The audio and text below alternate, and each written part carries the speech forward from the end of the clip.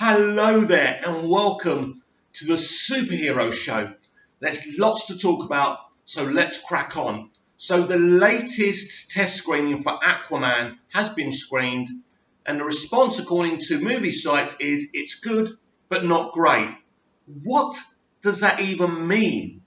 Why is it every time these sites talk about a DC movie they have to plump for the negative? So what happened? Someone come out of the cinema and said it was good but not great, so now they're using that tagline.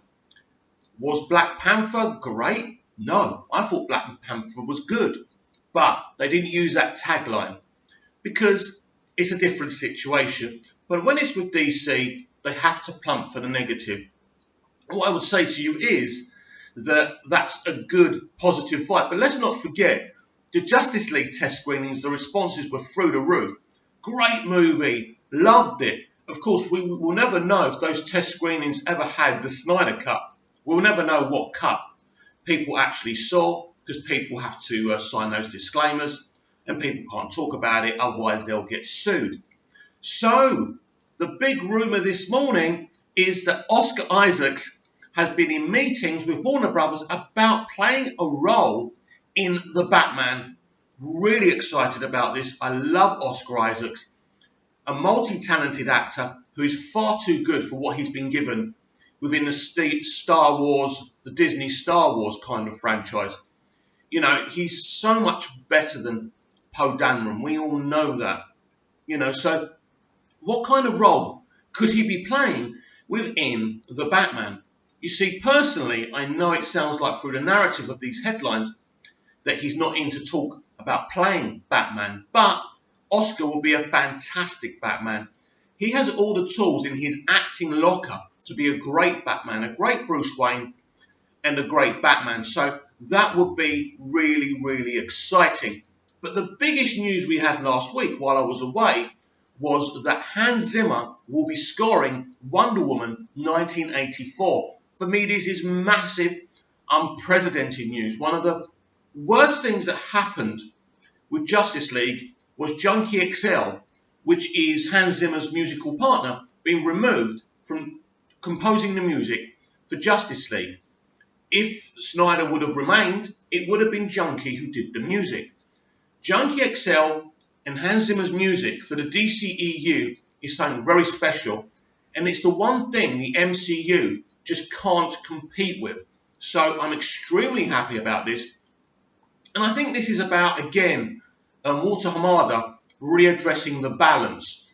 It doesn't look like Zack Snyder's going to get a DCEU movie anytime soon, but he's kind of righting some wrongs at least, but he's carrying on kind of, you know, green-lighting these projects. Now, we heard from Kevin Tsujihara after Justice League that decisions were being made so films could be green-lit very quickly, but he also said there wouldn't be a list of films for people to see upcoming movies.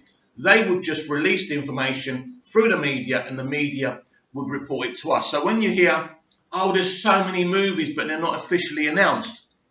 They're not officially announcing them. When you hear them, it's like the Supergirl movie being in development. That's official without seeing it in any Warner Brothers site.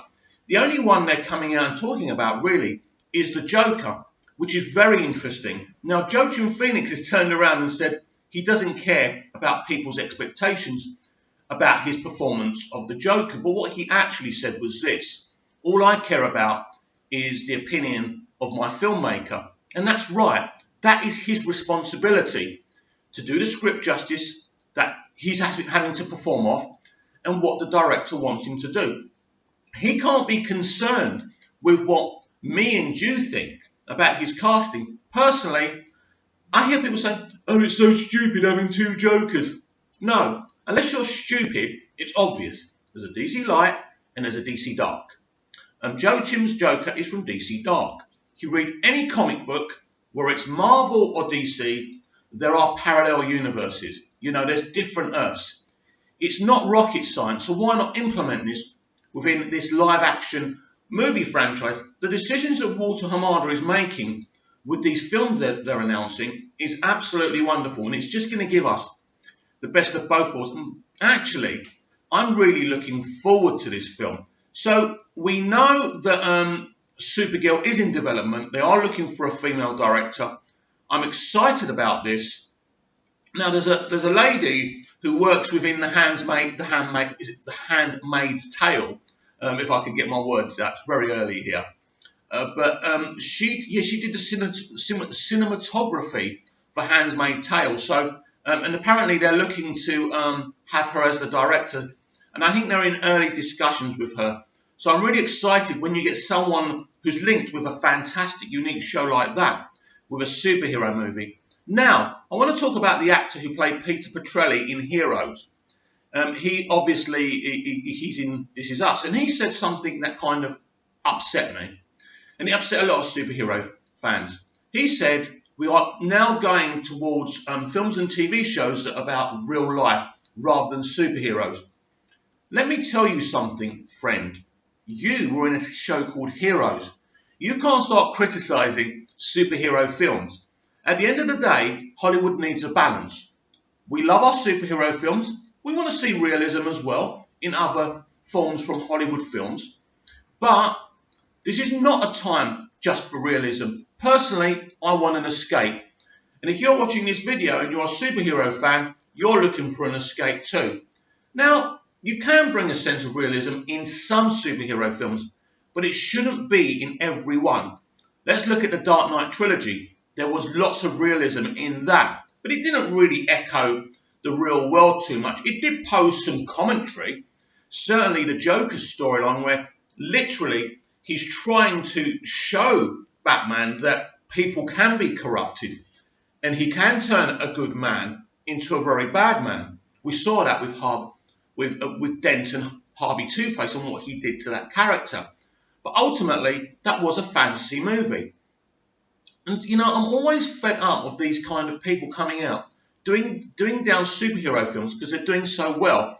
And some of these kind of Juilliard graduate actors can't get roles in anything now because nothing's selling apart from superheroes. Now, the James Gunn situation keeps on rearing its ugly head, doesn't it? Basically, what I will say is that it's done, it's dusted.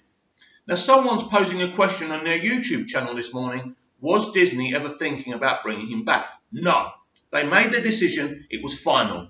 This is where I think Disney have handled this wrong. They basically knew about the guy's tweets when they employed him, and they were fine with it. If that's the case, they should have backed him when the shit hit the fans, and they didn't. This is what I don't like. You knew what the guy had done with these tweets and these jokes. I mean, I've read those tweets, and, you know, I cringe. They're terrible. But to him, and you can tell by the way he writes them, he thinks he's being funny. But the issue isn't really the tweets. It's if Disney had prior knowledge to them. I believe they did. And in that case, because they employed him, having that prior knowledge, they should have stuck by him. This is what I would have done. He's got a Facebook page. He used to do videos on there with his wife. They should have got him on there with his wife. It would have been good to have the female angle there as well. And just to make an honest video about the tweets and say, that's in my past. I regret it. You know, I love doing Guardians of the Galaxy. I love the fans. I'm so regretful of that. I should have thought twice. But that's in the past, and I'll never do anything like that again. If Disney allowed him to do that, the situation would have been fine. It would have been spun. He didn't deserve to lose his job over this because he has committed no crime. Because if we were all punished because of the jokes we cracked, everyone else in the whole world would be in poverty and the capitalist state would have no finance. Right, something more positive. Tyler Hoechlin is going to be in the Arrowverse crossover. Wow, as Superman. And they're introducing a brand new Lois Lane. Now, what does this mean? For me, this hints to us finally getting a fully fledged CW Arrowverse Superman TV show. And this is what I think they're going to do. Now, we already know from Tyler that he's going to be in all 3 episodes. We know from Grant Gustin that the Flash and Superman will be in scenes together. Awesome. Let's hope they have the epic Flash race. Now, how can they do this? How could they?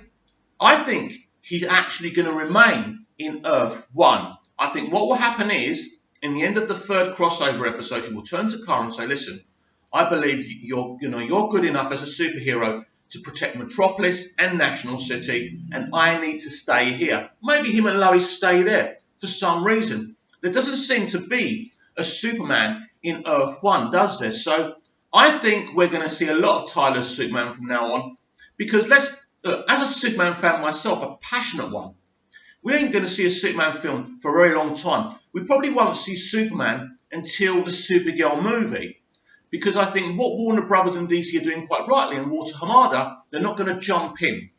They know that a lot of people have not been happy with the DCEU Superman, so creatively they're going to work very hard and take their time until they get it right and give us a Superman for everyone. And I agree with that. But Tyler Hoechlin, for me, is a bloody good Superman. I love the costume. I want to see more of him. And I was really hoping that he would be in the crossover as soon as he was introduced to Supergirl. And it never happened. Now, it was amazing that Guggenheim and company were able to persuade DC and WB to have a TV version of Superman. And I think Tyler's a great one. Now, I know while in the Superman costume, he did the finger thing, didn't he? And I think we were all kind of triggered by it. But he was just trying to be funny. It should never have happened. But, I think he's a great lad and a great actor. And I think he's sorry about that. So this is really exciting news. If we could finally get him to recur in many Arrowverse shows, because don't forget, I stopped watching Arrowverse. But as soon as I heard that news, I caught up with The Flash. Let's talk about The Flash, the final third of season 4. I thought, and surprisingly, I thought it was fantastic, because once they brought back the original actor for the Thinker, that story really worked, that villain really worked. And in the final third of the season, they actually did really well with Iris. I never bought her running Team Flash. She seems to understand kind of science terms and, and lingo and things like that. She knows nothing about science, and she wouldn't know how to run Team Flash. So that was ridiculous.